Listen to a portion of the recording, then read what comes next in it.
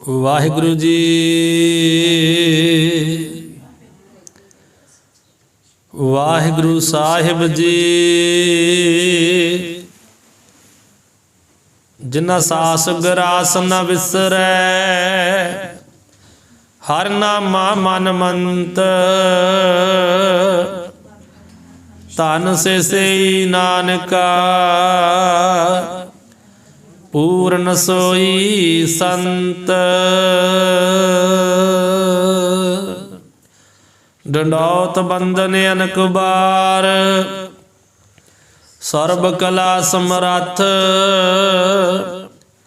ਡੋਲਨ ਤੇ ਰਾਖੋ ਪ੍ਰਭੂ, ਨਾਨਕ ਦੇ ਕਰ ਹੱਥ।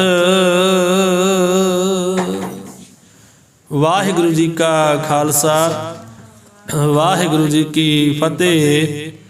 ਪਰਮ ਸਤਿਕਾਰਯੋਗ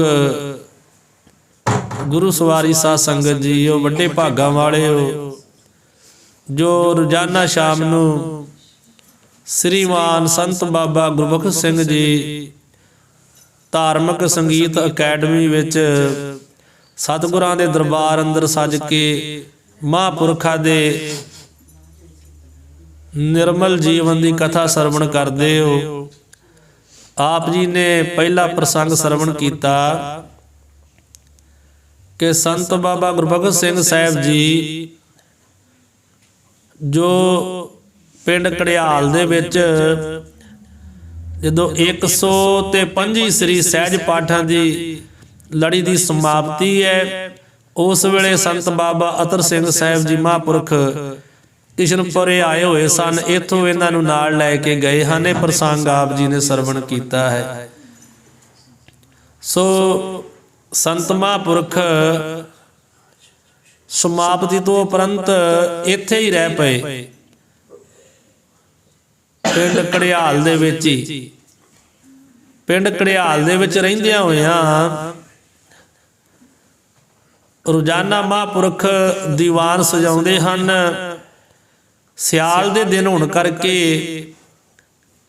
ਤੇ ਮਹਾਂਪੁਰਖ ਦਿਨੇ ਦੁਪਹਿਰੇ ਧੁੱਪੇ ਪਲੰਗਾ ਡਾਹ ਕਢਵਾ ਕਰਕੇ ਉਹਦੇ ਉੱਪਰ ਆਰਾਮ ਕਰਦੇ ਹਨ। ਹੁਣ ਇੱਕ ਦਿਨ ਸੰਤ ਬਾਬਾ ਗੁਰਬਖਸ਼ ਸਿੰਘ ਸਾਹਿਬ ਜੀ ਨੇ ਵੇਖਿਆ ਕਿ ਮਹਾਂਪੁਰਖ ਸੰਤ ਬਾਬਾ ਅਤਰ ਸਿੰਘ ਜੀ ਕੇਸੀ ਇਸ਼ਨਾਨ ਕਰਕੇ ਕੇਸ ਹਰੇ ਕਰ ਰਹੇ ਹਨ। ਸਰਾਣੇ ਕੰਬਲ ਰੱਖਿਆ ਹੋਇਆ ਹੈ ਤੇ ਮਹਾਂਪੁਰਖ ਬੈਠੇ ਹੋਏ ਹਨ ਪਲੰਗੇ ਦੇ ਉੱਪਰ। ਤੇ ਸੰਤ ਬਾਬਾ ਗੁਰਬਖਸ਼ ਸਿੰਘ ਸਾਹਿਬ ਜੀ ਵੇਖ ਕੇ ਉਸ ਪਾਸੇ ਚਲੇ ਗਏ। ਉਸ ਪਾਸੇ ਜਾ ਕਰਕੇ ਮਹਾਂਪੁਰਖਾਂ ਦੇ ਲਾਗੇ ਜਾ ਕੇ ਤੇ ਪਲੰਗੇ ਦੇ ਲਾਗੇ ਬਹਿ ਗਏ ਥੱਲੇ। ਸੰਤ ਬਾਬਾ ਅਤਰ ਸਿੰਘ ਸਾਹਿਬ ਜੀ ਨੇ ਆਪਣਾ ਕੰਬਲ ਕੱਢਿਆ, ਕੱਢ ਕੇ ਉਹ ਕੰਬਲ ਤੇ ਸੰਤ ਬਾਬਾ ਗੁਰਬਖਸ਼ ਸਿੰਘ ਸਾਹਿਬ ਜੀ ਦੀ ਝੋਲੀ ਵੱਲ ਨੂੰ ਸੁੱਟਿਆ, ਪਿਆ ਲਓ, ਥੱਲੇ ਵਿਛਾ ਲਓ।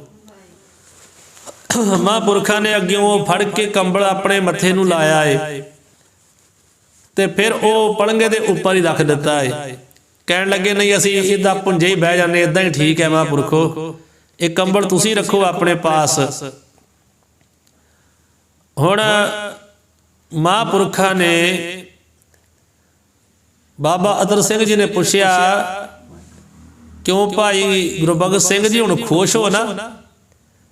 ਤੇ ਅੱਗਿਓਂ ਬਾਬਾ ਜੀ ਕਹਿਣ ਲੱਗੇ, ਮਹਾਂਪੁਰਖੋ ਅਸੀਂ ਪੂਰੇ ਖੁਸ਼ ਹਾਂ, ਬਾਕੀ ਤੁਹਾਨੂੰ ਸਾਰਾ ਪਤਾ ਹੈ ਕਿ ਆਪ ਜੀ ਆਏ ਹੋ, ਨਿਰਵਿਘਨਤਾ ਸਹਿਤ ਸਾਰੀ ਸਮਾਪਤੀ ਹੋਈ ਹੈ ਦੀਵਾਨ ਦੀ।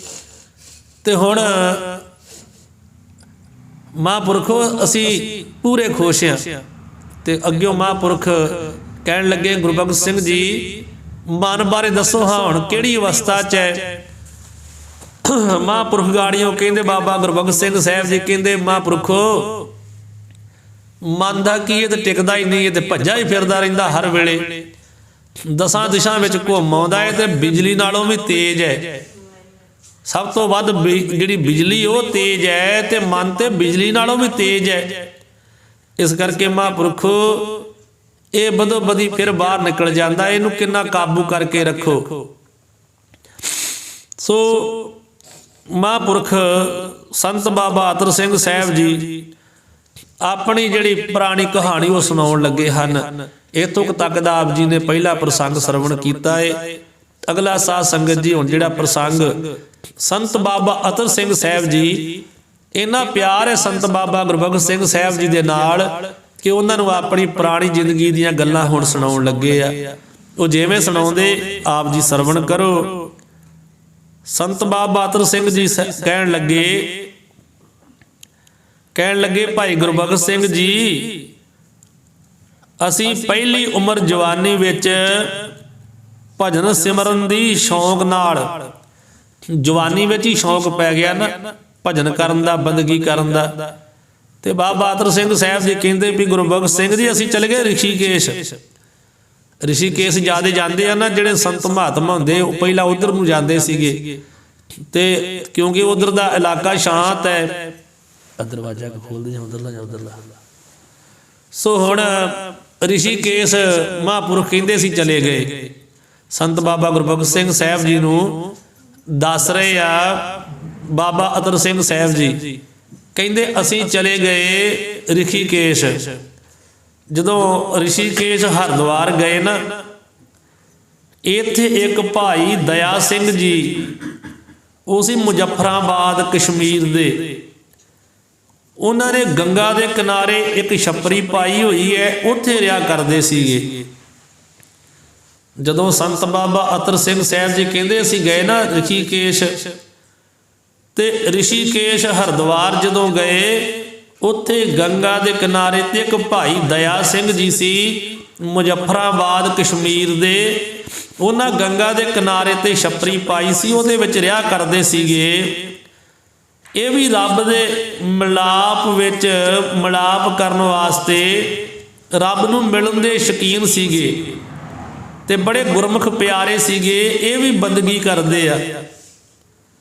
ਇਹ ਰਹਿਤ ਬਹਿਤ ਤੇ ਬੰਦਗੀ ਦੇ ਪ੍ਰਚਾਰ ਨਾਲ ਆਪਣੇ ਇਲਾਕੇ ਅੰਦਰ ਬੇਅੰਤ ਕੇਸਾਧਾਰੀ ਸਿੰਘ ਸਜਾਏ ਹੋਏ ਸੀ ਇਹਨਾਂ ਨੇ। ਇੱਕ ਬੰਦਗੀ ਦਾ ਪ੍ਰਤਾਪ ਹੈ ਤੇ ਇੱਕ ਪ੍ਰਚਾਰ ਦੇ ਨਾਲ ਇਹਨਾਂ ਭਾਈ ਦਇਆ ਸਿੰਘ ਹੋਣਾ ਨੇ ਆਪਣੇ ਇਲਾਕੇ ਦੇ ਵਿੱਚ ਬੜੇ ਬੇਅੰਤ ਕੇਸਾਧਾਰੀ ਸਿੰਘ ਸਜਾਏ ਹੋਏ ਸੀਗੇ। ਤੇ ਲੋਕ ਉਧਰ ਦੇ ਕਹਿੰਦੇ ਸੀਗੇ, ਕਹਿੰਦੇ ਇੰਨੇ ਦੇ ਮੁਸਲਮਾਨ ਔਰੰਗਜ਼ੇਬ ਨੇ ਤਲਵਾਰ ਦੇ ਜ਼ੋਰ ਨਾਲ ਨਹੀਂ ਬਣਾਏ, ਜਿੰਨੇ ਇਹਨਾਂ ਨੇ ਆਪਣੇ ਸ਼ੁਭ ਅਮਲ ਤੇ ਸ਼ੁੱਧ ਉਪਦੇਸ਼ ਨਾਲ ਸਿੰਘ ਸਜਾਏ ਹਨ। ਵੀ ਉਸ ਇਲਾਕੇ ਵਿੱਚ ਪੰਡਤਾਂ ਦਾ ਇਲਾਕਾ ਹੈ ਨਾ, ਉੱਥੇ ਤੇ ਇਹਨੇ ਔਰੰਗਜ਼ੇਬ ਨੇ ਅਤਿਆਚਾਰ ਕਰਕੇ ਤੇ ਮੁਸਲਮਾਨ ਨਹੀਂ ਸੀ ਬਣਾਏ ਆਪਣੀ ਤਲਵਾਰ ਦੇ ਜ਼ੋਰ ਦੇ ਨਾਲ, ਉਹ ਨਹੀਂ ਸੀ ਉਹਨੇ ਬੜੇ ਜਿੰਨੇ ਭਾਈ ਦਇਆ ਸਿੰਘ ਜੀ ਨੇ ਆਪਣੇ ਪ੍ਰਚਾਰ, ਬੰਦਗੀ ਤੇ ਸ਼ੁਭ ਸੁਭਾਅ ਦੇ ਨਾਲ, ਸ਼ੁਭ ਅਮਲ ਦੇ ਨਾਲ, ਸ਼ੁੱਧ ਉਪਦੇਸ਼ ਦੇ ਨਾਲ ਇਧਰ ਸਿੰਘ ਸਜਾ ਦਿੱਤੇ ਹਨ।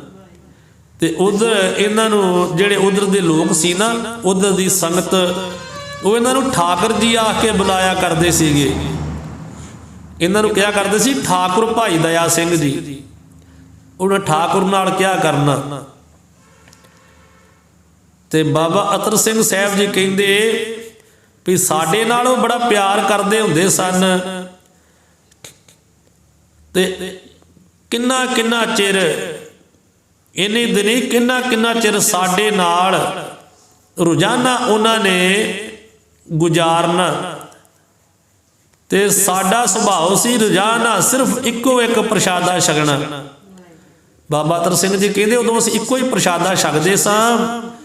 ਖੁਰਾਕ ਥੋੜੀ ਛਕਣ ਦੇ ਕਾਰਨ ਸਾਡਾ ਸਰੀਰ ਬੜਾ ਕਮਜ਼ੋਰ ਰਹਿੰਦਾ ਸੀਗਾ।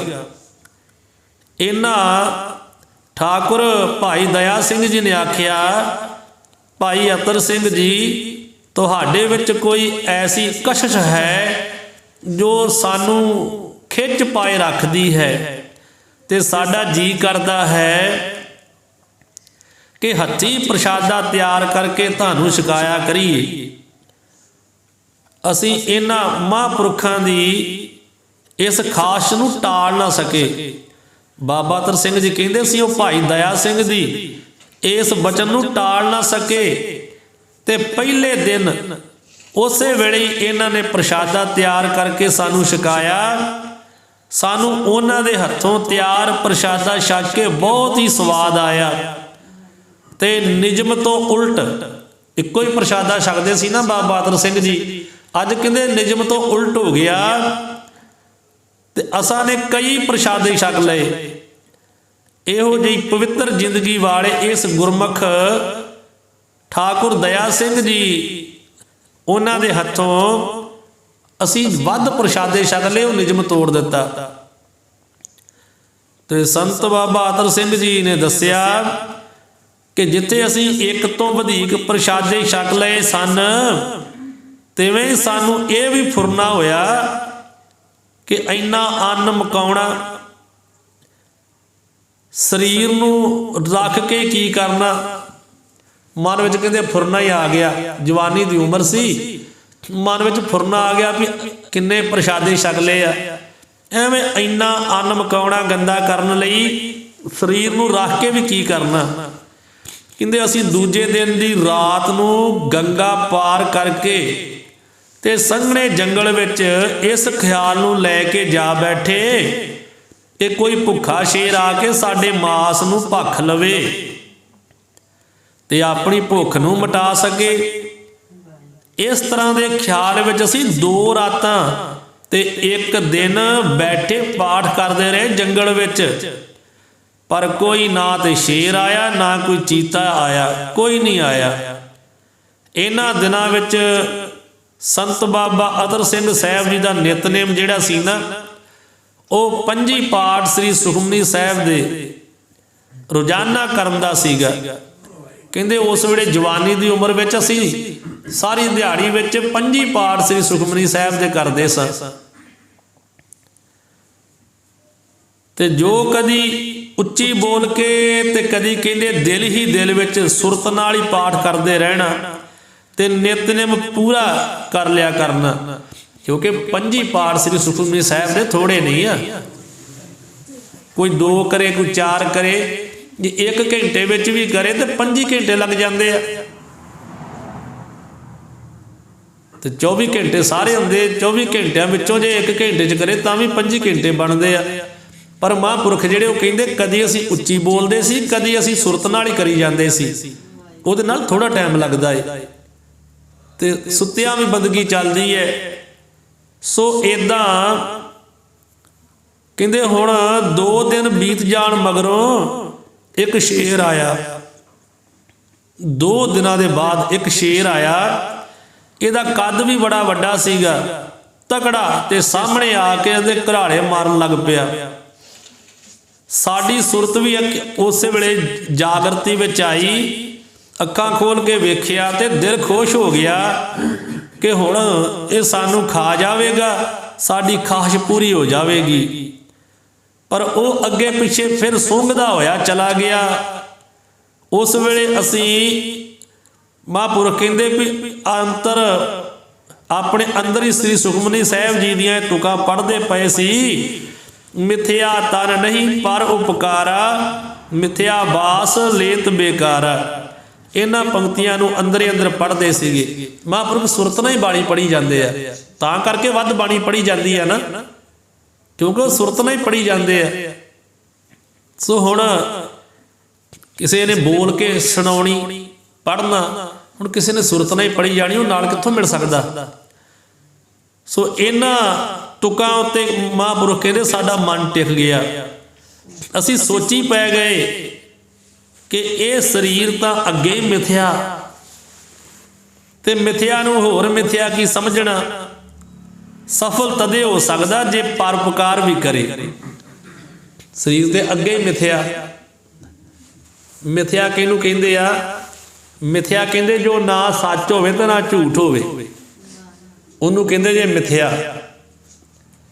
जो ना सच होवे ते ना झूठ होवे उहनूं कहिंदे मिथ्या। किवें?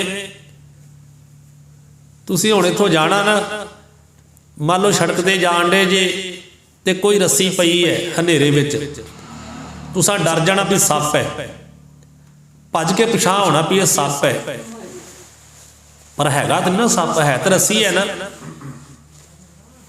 पर जे रस्सी तो फिर डरे क्यों? क्योंकि वो सप लग्या। हुण तुसीं चानण लैके जाओगे फिर वेखोगे तो वो रस्सी है, फिर तुहाडे मन चों डर निकल जाना। डर काहदा है? वो है ज्ञानता दा, हनेरे दा है। जदों चानण हो गया, जे चानण तुहाडे हत्थ विच पहलां हुंदा ते वो आपे रस्सी दिसणी सी। उहनूं कहंदे मिथ्या। क्यों? क्योंकि ना तो वो सच्ची सप है, वो तो रस्सी है। चानण लैके गए वो रस्सी है, इस करके वो सप नहीं है ना, वो झूठ है ना। जे झूठ है तुसीं डरे क्यों? क्योंकि उदों लगा सप। उन्होंने कहते ना वो सच ते ना वो झूठ, उन्होंने कहते मिथ्या है।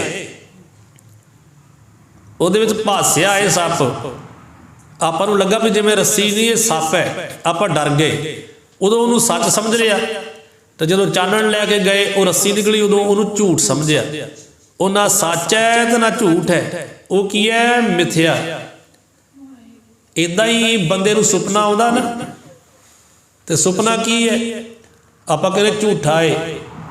ਜੇ ਝੂਠਾ ਤੇ ਰਾਤ ਫਿਰ ਚੀਕਾਂ ਕਿਉਂ ਮਾਰਦਾ ਡਰਦਾ ਬੰਦਾ ਸੁੱਤਾ ਹੋਇਆ? ਸੁਪਨੇ ਦੇ ਵਿੱਚ ਕੋਈ ਡਰਾਉਣਾ ਸੁਪਨਾ ਆ ਜੇ ਤਾਂ ਬੰਦਾ ਡਰਦਾ ਕਿਉਂ? ਫਿਰ ਸੱਚਾ ਹੀ ਸਮਝ ਕੇ ਡਰਦਾ, ਫਿਰ ਉਹ ਸੱਚਾ ਹੋਇਆ ਨਾ ਸੁਪਨਾ, ਫਿਰ ਡਰਿਆ ਉਦੋਂ ਬੰਦਾ। ਤੇ ਜਦੋਂ ਸੁਪਨਾ ਖਤਮ ਹੋ ਗਿਆ ਉਦੋਂ ਬੰਦਾ ਫਿਰ ਉਦੋਂ ਡਰ ਲੱਥ ਜਾਂਦਾ ਵੀ ਮੈਂ ਤੇ ਉੱਥੇ ਬੈਠਾ ਮੰਜੇ ਤੇ ਲੰਮੇ ਪਿਆ। ਉਹਨੂੰ ਕਹਿੰਦੇ ਮਿਥਿਆ, ਕਿਉਂਕਿ ਸੁਪਨਾ ਨਾ ਸੱਚਾ ਤੇ ਨਾ ਝੂਠਾ। ਝੂਠਾ ਤਾਂ ਨਹੀਂ, ਬੰਦਾ ਦੇ ਵਿੱਚ ਡਰ ਗਿਆ ਉਦੋਂ, ਤੇ ਸੱਚਾ ਉਹ ਤਾਂ ਹੈ ਵੀ ਉਹਨੇ ਸੱਚ ਸਾਰਾ ਕੁਝ ਵੇਖਿਆ। ਤੇ ਝੂਠਾ ਉਹ ਤਾਂ ਹੈ ਕਿ ਬੰਦਾ ਉੱਥੇ ਮੰਜੇ ਤੇ ਪਿਆ। ਫਿਰ ਇਸੇ ਤਰ੍ਹਾਂ ਉਹ ਰਾਜੇ ਦੇ ਦਰਬਾਰ 'ਚ ਕਿਹਾ ਸੀ ਨਾ, ਰਾਜੇ ਨੂੰ ਰਾਤ ਆਇਆ ਸੁਪਨਾ। ਉਹ ਕਹਿੰਦਾ ਕਿ ਇਹ ਸਵੇਰੇ ਉਹਨੇ ਆਪਣੇ ਸਾਰੇ ਇਕੱਠੇ ਕਰ ਲਏ, ਜਿੰਨੇ ਵੀ ਉਹਦੇ ਹਕੀਮ ਵੈਦ ਜੋ ਉਹਦੇ ਵਜ਼ੀਰ ਸਨ ਸਾਰੇ ਇਕੱਠੇ ਕਰ ਲਏ। ਉਹ ਕੋਈ ਨਾ ਦੱਸੇ, ਕਹਿੰਦਾ ਉਹ ਰਾਤ ਵਾਲਾ ਸੱਚ ਕਿ ਆਹ ਵਾਲਾ ਸੱਚ ਕਿ ਉਹ ਵਾਲਾ ਸੱਚ। ਹੁਣ ਪਤਾ ਕੁਝ ਨਾ ਲੱਗੇ ਵੀ ਸੱਚ ਹੈ ਕੀ ਹੈ।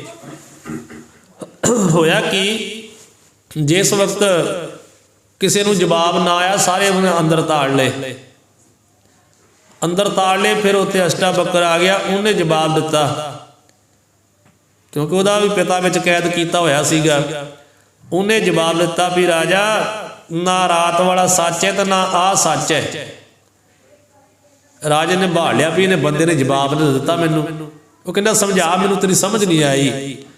ਉਹਨੇ ਕਿਹਾ ਜਿਹੜਾ ਰਾਤੀ ਸੁਪਨਾ ਵੇਖਿਆ ਸੀ ਨਾ, ਗੁਰਬਾਣੀ ਦੀਆਂ ਪੰਕਤੀਆਂ ਨਾ, ਸੁਪਨੇ ਭਿਆ ਭਿਖਾਰੀ, ਵੀ ਰਾਤ ਨੂੰ ਸੁਪਨੇ 'ਚ ਭਿਖਾਰੀ ਦਾ ਸੁਪਨਾ ਆਇਆ ਰਾਜੇ ਨੂੰ। ਰਾਜਾ ਭਿਖਾਰੀ ਬਣਿਆ ਰਾਤ ਦੇ ਸੁਪਨੇ 'ਚ। ਸਵੇਰੇ ਉੱਠ ਕੇ ਉਹ ਵਿਚਾਰਾ ਸੋਚੀ ਜਾਂਦਾ ਵੀ ਇਹ ਮੇਰੇ ਨਾਲ ਬਣਿਆ ਕੀ, ਇਹ ਕੀ ਬਣਿਆ? ਮੈਂ ਤਾਂ ਰਾਤੀ ਭਿਖਾਰੀ ਸੀ, ਹੁਣ ਸਵੇਰੇ ਮੈਂ ਰਾਜ ਤੇ ਬੈਠਾ, ਇਹ ਕੀ ਬਣਿਆ ਮੇਰੇ ਨਾਲ? ਤੇ ਉਹ ਕਹਿਣ ਲੱਗਾ ਰਾਜਾ ਰਾਤ ਵਾਲਾ ਸੁਪਨਾ ਵੀ ਝੂਠਾ ਸੀ।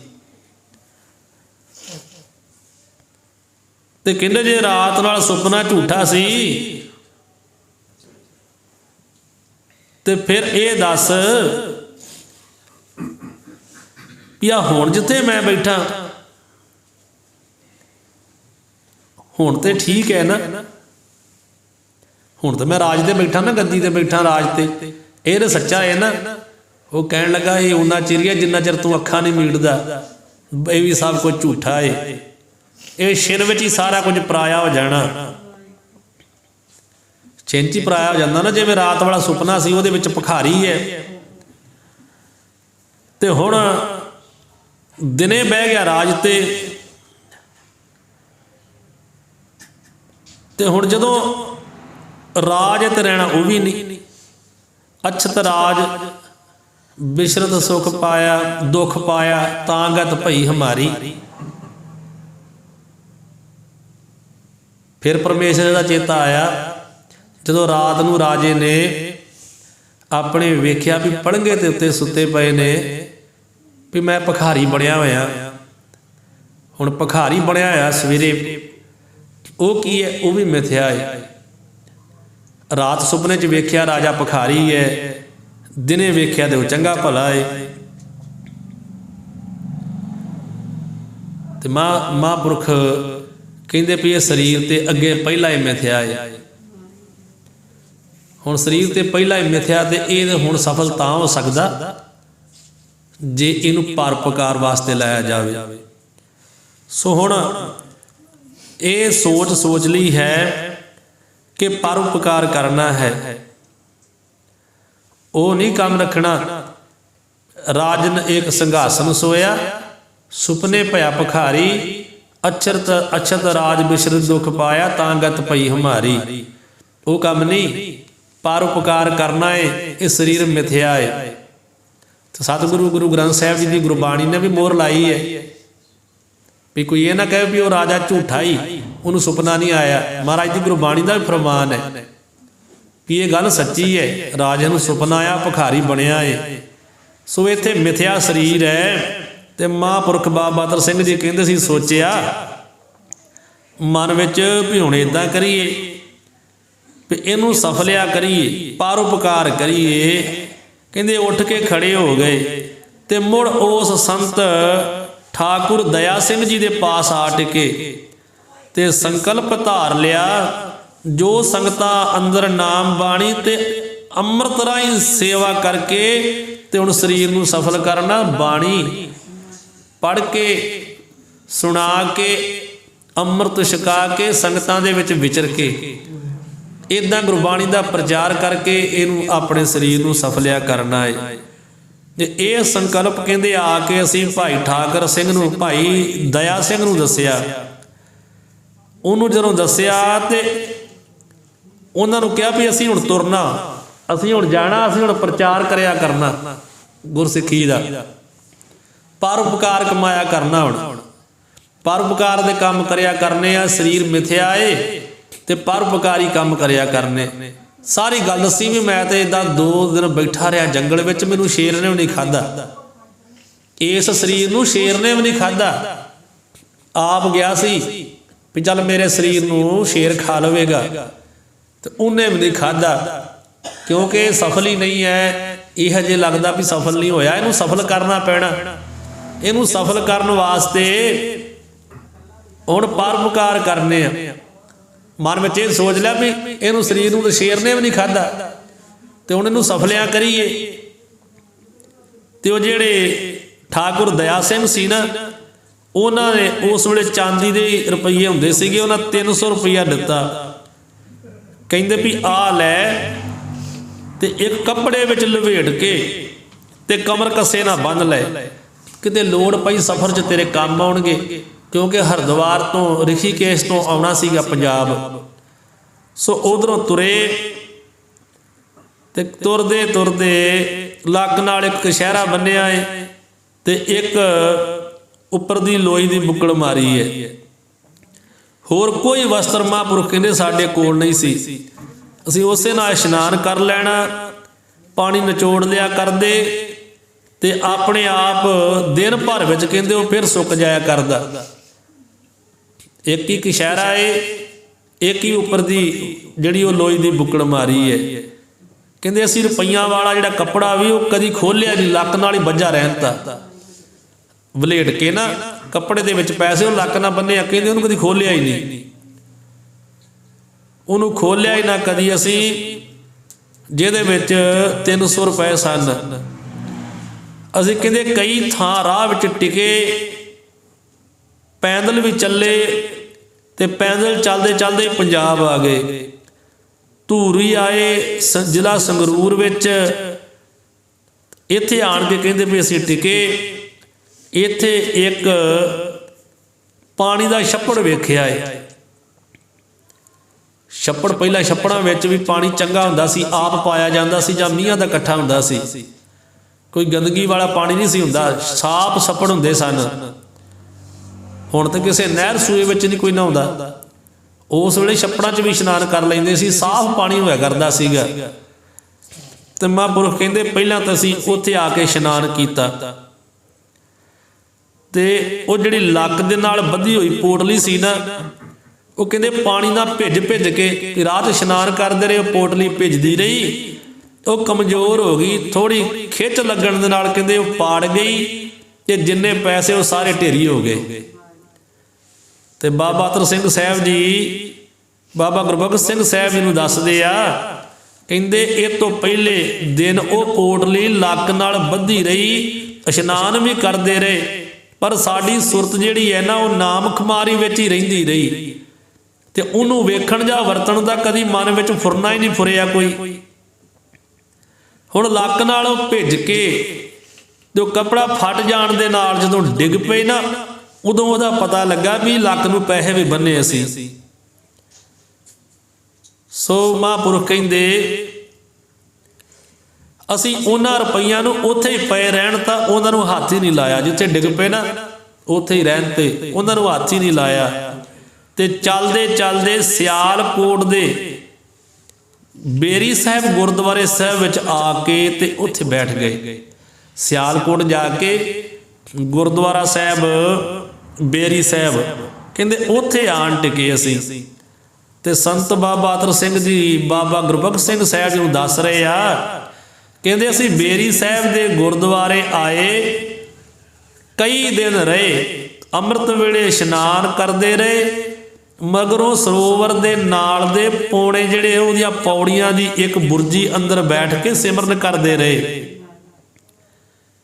ਤੇ ਇੱਥੇ ਹੀ ਸਾਨੂੰ ਨੀਂਦ ਆ ਜਾਣੀ, ਇੱਥੇ ਹੀ ਸੌਂ ਜਾਣਾ ਤੇ ਸਰੋਵਰ ਦੀ ਇਸੇ ਬੁਰਜੀ ਉੱਤੇ ਪ੍ਰਭਾਤ ਵੇਲੇ ਆਪਣਾ ਉੱਠਣਾ। ਸਰੋਵਰ ਦੀ ਇਸੇ ਬੁਰਜੀ ਉੱਤੇ ਪ੍ਰਭਾਤ ਵੇਲੇ ਕਹਿੰਦੇ ਇੱਕ ਦਿਨ ਬੈਠਿਆ ਮਨ ਵਿੱਚ ਫਿਰ ਲਹਿਰ ਉੱਠੀ, ਉੱਥੇ ਹੀ ਬੈਠੇ ਸੀ ਸਰੋਵਰ ਦੀ ਬੁਰਜੀ ਤੇ, ਗੁਰਦੁਆਰਾ ਬੇਰ ਸਾਹਿਬ ਸਿਆਲਕੋਟ। ਉੱਥੇ ਫਿਰ ਮਨ ਵਿੱਚ ਆ ਗਿਆ ਵੀ ਆ ਸਰੀਰ ਨੂੰ ਕੀ ਕਰਨਾ, ਐਵੇਂ ਸਰੀਰ ਨੂੰ ਸਾਂਭਣੇ, ਇਹ ਤੋਂ ਕੀ ਲੈਣਾ। ਇਹ ਸੋਚੇ ਕਹਿੰਦੇ ਪਾਠ ਕਰਦਿਆਂ ਹੀ ਕੰਡੇ ਦੇ ਪਰਨੇ ਹੀ ਸਰੀਰ ਨੂੰ ਪਾਣੀ ਵਿੱਚ ਡੇਗ ਲਿਆ ਆਪ ਹੀ। ਪਾਠ ਕਰਦੇ ਚੰਗੇ ਭਲੇ ਕਹਿੰਦੇ ਬੈਠੇ ਮਨ 'ਚ ਖਿਆਲ ਆਇਆ ਸਰੀਰ ਨੂੰ ਕੀ ਕਰਨਾ, ਤੇ ਬਾਬਾ ਅਤਰ ਸਿੰਘ ਜੀ ਕਹਿੰਦੇ ਆਪ ਨੂੰ ਪਾਣੀ 'ਚ ਉਹ ਸੁੱਟ ਲਿਆ ਬੁਰਜੀ ਤੋਂ ਸਰੋਵਰ ਦੇ ਵਿੱਚ। ਉਦੋਂ ਹੈ ਵੀ ਅੰਮ੍ਰਿਤ ਵੇਲਾ ਜਾਂ ਹਨੇਰਾ ਸੀ ਸਾਰੇ, ਤੇ ਅੱਗੇ ਪਿੱਛੇ ਨੇੜੇ ਤੇੜੇ ਹੈ ਵੀ ਕੋਈ ਬੰਦਾ ਨਹੀਂ ਸੀ। ਅਜੇ ਥੋੜਾ ਚਿਰ ਹੀ ਹੋਇਆ ਅਸਾਂ ਪਾਣੀ ਦੇ ਹੇਠਾਂ ਟਿਕੇ ਰਹੇ। ਸੀਸ ਦੀ ਛੋਟੀ ਦਸਤਾਰ ਜੋ ਇੱਕੋ ਹੀ ਸੀ ਤੇ ਕੰਘਾ ਵੀ ਨਾਲ ਹੀ, ਕਹਿੰਦੇ ਇਹ ਜਲ ਦੇ ਵਿੱਚ ਹੀ ਹੇਠਾਂ ਹੀ ਕਿਤੇ ਰਹਿ ਗਏ। ਪਰ ਥੋੜੀ ਦੇਰ ਮਗਰੋਂ ਅਸੀਂ ਵੇਖਿਆ ਕਿ 10-12 ਫੁੱਟ ਦੀ ਵਿੱਥ ਉੱਤੇ ਸਰੋਵਰ ਦੇ ਉਤਲੇ ਪੌੜ ਉੱਤੇ ਅਸੀਂ ਪਏ ਹੋਏ ਸਾਂ। ਇਉਂ ਪ੍ਰਤੀਤ ਹੋਇਆ ਕਿ ਫੁੱਲ ਦੀ ਤਰ੍ਹਾਂ ਚੁੱਕ ਕੇ ਕਿਸੇ ਗੁਪਤ ਸ਼ਕਤੀ ਨੇ ਸਾਨੂੰ ਪੌੜਾਂ ਉੱਤੇ ਲਿਆ ਧਰਿਆ ਹੈ। ਕਹਿੰਦੇ ਅਸੀਂ ਬਹੁਤ ਵਿਸਮਾਦ ਹੋਏ ਤੇ ਉਸ ਸਮੇਂ ਤੋਂ ਪਿੱਛੋਂ ਸਰੀਰ ਛੱਡ ਦੇਣ ਦਾ ਸਾਰਾ ਭਰਮ ਜਿਹੜਾ ਉਹਨੂੰ ਦੂਰ ਕਰ ਦਿੱਤਾ। ਇਹ ਨਿਸ਼ਚਾ ਹੋ ਗਿਆ ਕਿ ਜੀਵਾਲਣਾ ਤੇ ਮਾਰਨਾ ਕਿਸੇ ਹੋਰ ਦੇ ਹੱਥ ਹੈ, ਇਹ ਬੰਦੇ ਦੇ ਆਪਣੇ ਹੱਥ ਨਹੀਂ ਹੈ, ਇਹ ਸਾਡੇ ਆਪਣੇ ਵੱਸ ਦੀ ਗੱਲ ਨਹੀਂ ਹੈ। ਕਹਿੰਦੇ ਫਿਰ ਕਦੇ ਵੀ ਸਾਡੇ ਵਿੱਚ ਇਹ ਖਿਆਲ ਨਹੀਂ ਆਇਆ। ਅਸੀਂ ਮਨ ਵਿੱਚ ਇਹ ਗੱਲ ਧਾਰ ਲਈ ਕਿ ਮਾਰਨਾ ਜਿਉਣਾ ਉਹ ਅਕਾਲ ਪੁਰਖ ਦੇ ਵੱਸ ਹੈ, ਸਾਡੇ ਵੱਸ ਨਹੀਂ। ਅਸੀਂ ਆਪਣੀ ਮਰਜ਼ੀ ਨਾਲ ਮਰ ਵੀ ਨਹੀਂ ਸਕਦੇ। ਬੰਦਾ ਆਖੇ ਮੈਂ ਮਰ ਜਾਵਾਂ, ਉਹ ਆਪਣੀ ਮਰਜ਼ੀ ਨਾਲ ਮਰ ਵੀ ਨਹੀਂ ਸਕਦਾ ਤੇ ਆਪਣੀ ਮਰਜ਼ੀ ਨਾਲ ਕੋਈ ਜਿਉਂਦਾ ਵੀ ਨਹੀਂ ਰਹਿ ਸਕਦਾ। ਤੇ ਮਹਾਂਪੁਰਖ ਕਹਿੰਦੇ ਫਿਰ ਅਸੀਂ ਕਦੀ ਇਹ ਸਾਡੇ ਮਨ ਵਿੱਚ ਖਿਆਲ ਨਹੀਂ ਫੁਰਿਆ। ਸੋ ਮਹਾਂਪੁਰਖ ਕਹਿੰਦੇ ਅਸੀਂ ਉਸ ਅਕਾਲ ਪੁਰਖ ਵਾਹਿਗੁਰੂ ਦੀ ਆਗਿਆ ਵਿੱਚ ਚੱਲਦੇ ਜਾ ਰਹੇ ਹਾਂ, ਸਾਡੇ ਆਪਣੇ ਵੱਸ ਦੀ ਕੋਈ ਗੱਲ ਨਹੀਂ ਹੈ। ਸੰਤ ਬਾਬਾ ਗੁਰਬਖਸ਼ ਸਿੰਘ ਸਾਹਿਬ ਜੀ ਨੂੰ ਬਾਬਾ ਅਤਰ ਸਿੰਘ ਜੀ ਕਹਿ ਰਹੇ ਆ, ਕਹਿੰਦੇ ਭਾਈ ਗੁਰਬਖਸ਼ ਸਿੰਘ ਜੀ ਇਹ ਨਿਸ਼ਚਾ ਹੋ ਗਿਆ ਹੈ ਸਾਨੂੰ ਵੀ ਸਾਡੇ ਆਪਣੇ ਵੱਸ ਦੀ ਕੋਈ ਗੱਲ ਨਹੀਂ ਹੈ।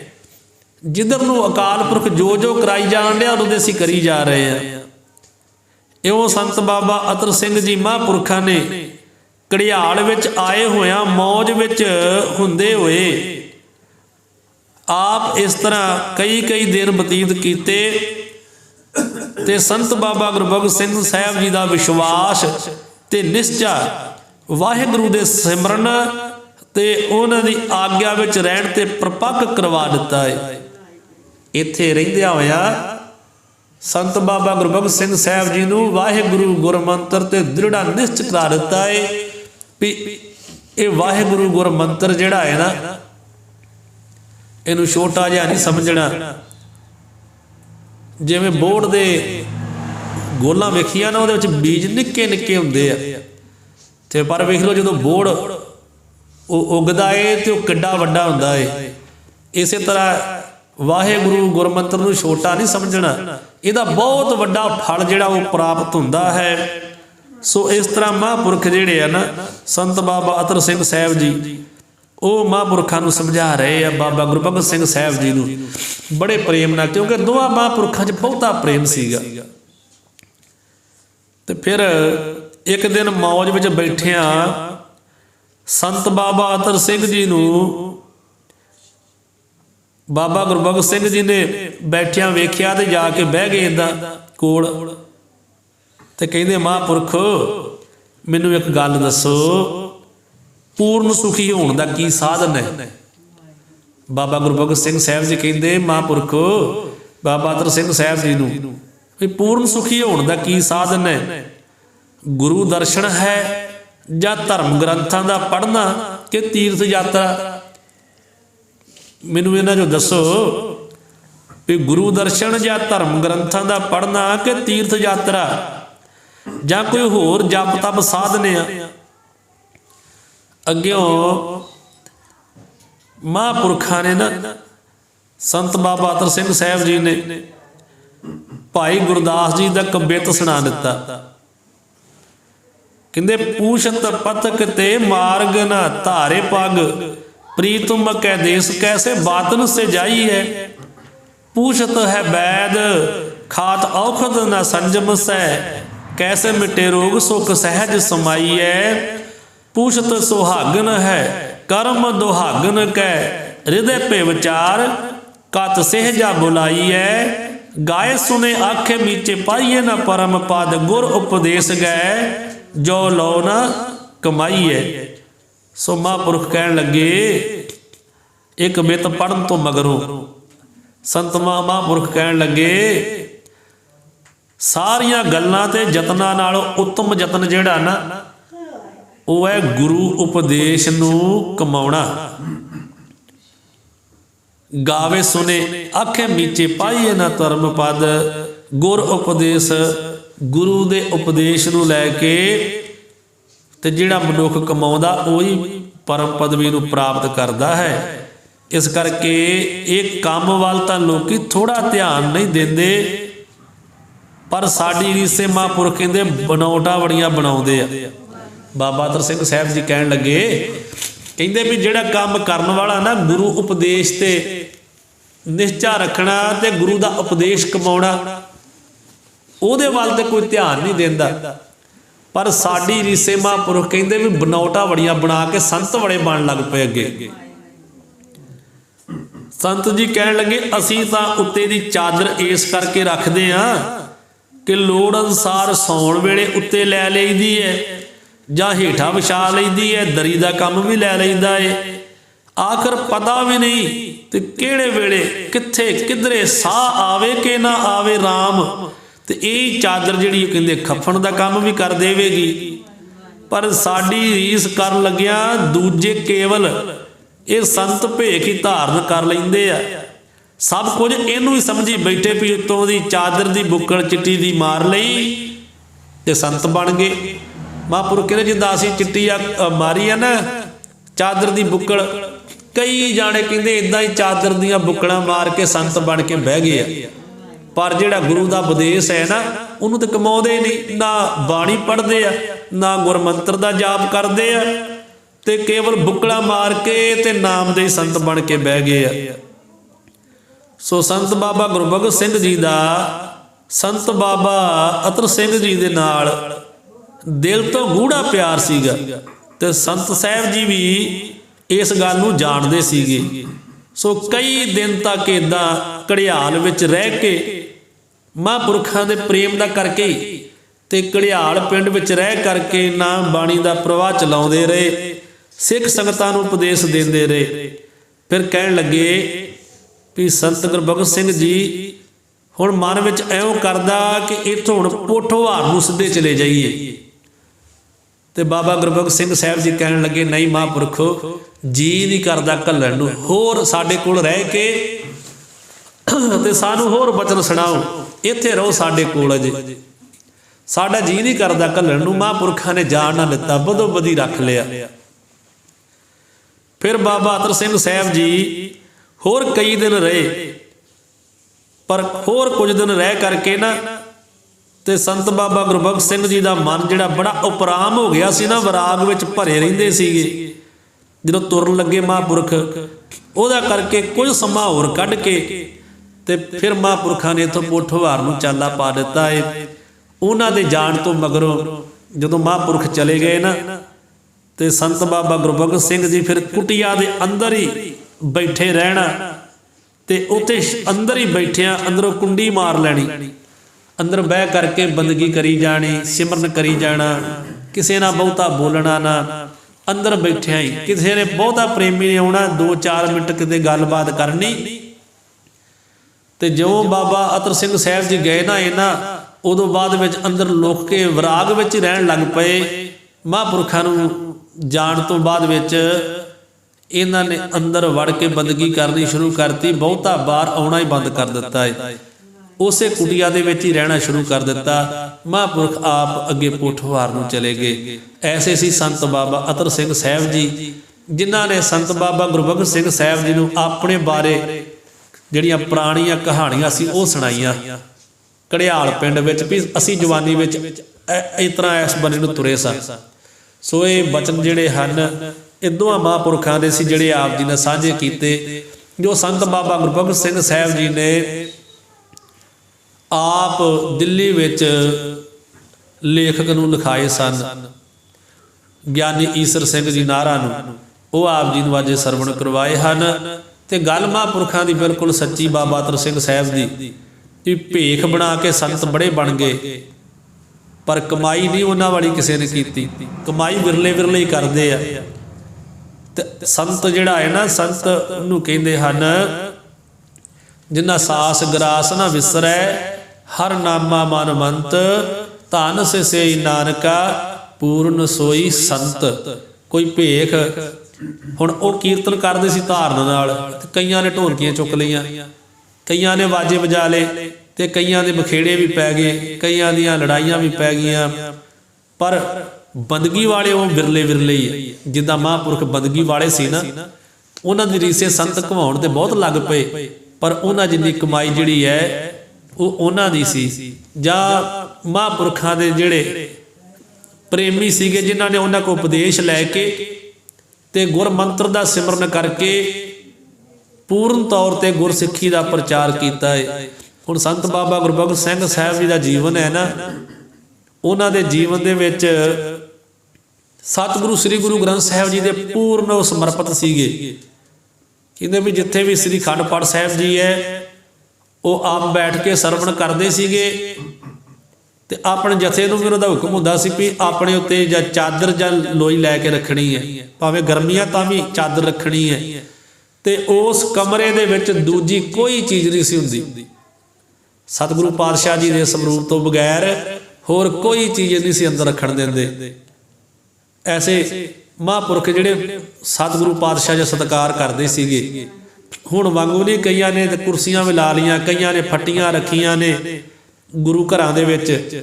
ਉਹ ਗੁਰੂ ਘਰ ਦੇ ਇਲਾਵਾ ਜੇ ਕਿਸੇ ਦੇ ਘਰ ਵੀ ਸ੍ਰੀ ਅਖੰਡ ਪਾਠ ਸਾਹਿਬ ਜੀ ਹੋਣ ਨਾ, ਅਰੰਭਤਾ ਹੋਵੇ, ਤੇ ਉਹ ਦਰਬਾਰ ਦੇ ਉੱਤੇ ਕਮਰਾ, ਉਹਦੇ ਵਿੱਚ ਕੋਈ ਚੀਜ਼ ਨਹੀਂ ਸੀ ਉਹ ਰਹਿਣ ਦਿੰਦੇ। ਆਪਾਂ ਤੇ ਰਜਾਈਆਂ ਸੁੱਟ ਲੈਂਦੇ, ਕੰਬਲ ਸੁੱਟ ਲੈਂਦੇ ਆ, ਅੰਦਰ ਬੈਠਿਆਂ ਨੂੰ ਠੰਡ ਵੀ ਨਾ ਲੱਗੇ, ਪਰ ਉਹ ਕੋਈ ਚੀਜ਼ ਨਹੀਂ ਸੀ ਰੱਖਣ ਦਿੰਦੇ। ਸੋ ਐਸੇ ਮਹਾਂਪੁਰਖ ਸਨ ਜਿਨ੍ਹਾਂ ਦਾ ਆਪ ਜੀ ਇਤਿਹਾਸ ਸਰਵਣ ਕਰ ਰਹੇ ਹੋ। ਸੋ ਇੱਥੇ ਹੀ ਸਮੇਂ ਦੇ ਲਿਹਾਜ਼ ਨਾਲ ਸਮਾਪਤੀ ਹੈ। ਸਤਿਗੁਰੂ ਕਿਰਪਾ ਕਰਨ, ਭੁੱਲਾਂ ਗਲਤੀਆਂ ਦੀ ਮਾਫੀ ਬਖਸ਼ਣ, ਅਗਾਂਹ ਵਾਸਤੇ ਸਮੱਤ ਬਖਸ਼ਣ। ਲੋਕ ਸੁਖੀ ਹੈ ਪ੍ਰਲੋਕ ਸੁਹੇਲੇ, ਨਾਨਕ ਹਰਿ ਪ੍ਰਭ ਆਪੇ ਮੇਲੇ ਦੀ ਦਾਤ ਬਖਸ਼ਣ। ਵਾਹਿਗੁਰੂ ਜੀ ਕਾ ਖਾਲਸਾ।